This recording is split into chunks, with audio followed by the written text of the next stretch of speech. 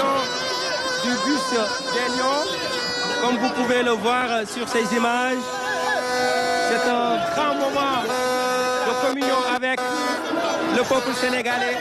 Et c'est pourquoi personne ne veut être en reste à ce rendez-vous important, à ce rendez-vous qui sera jamais gravé dans les mémoires de l'histoire. Et c'est pourquoi les populations sont massivement venues nombreuses, en tout cas. Que c'est vous qui avez filmé ce matin. C'est vous qui avez filmé. L'histoire retiendra. Merci pour le peuple sénégalais. Un moment symbolique pour le peuple. Mais un moment symbolique. Vive la jeunesse sénégalaise. Vive la jeunesse sénégalaise.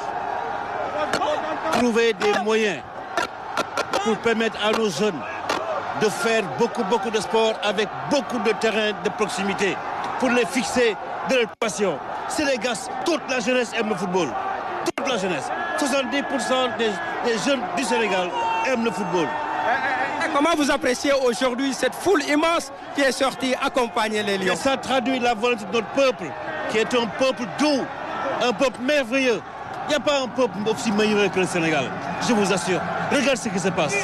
Tous ces jeunes, il faut penser à eux, à leur trouver des infrastructures de proximité dans leur quartier pour leur permettre de faire beaucoup de sport et de football.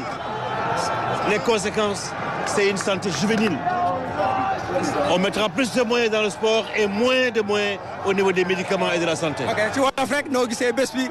Donc bés bi dafa nekk bés bu rafet bés boo xam ne vraiment wane na encore mënulu Sénégal ak taxawaayu Sénégal xale yi nga gis ni tey dama jàpp ne tey il faut ñu déglu leen bu baax a baax a baax football la ñu bëgg xale boo nga mën a yeewu ndekki ba pare dox ñaari pas am terrain boo mën a footballee am terrain boo mën de sport loolu mooy yokkute réew xale yi loolu la ñu bëgg sport la ñu bëgg nañu gën a investir dans le sport def ay terrain de proximité dans les quartiers encore une fois terrain de basket terrain de football mini football day defar santé xale yi benn tu vas dépenser moins de médicaments mais beaucoup d'investissement au niveau des jeunes au niveau des infrastructures et moins tu vas dépenser de nouvelle santé.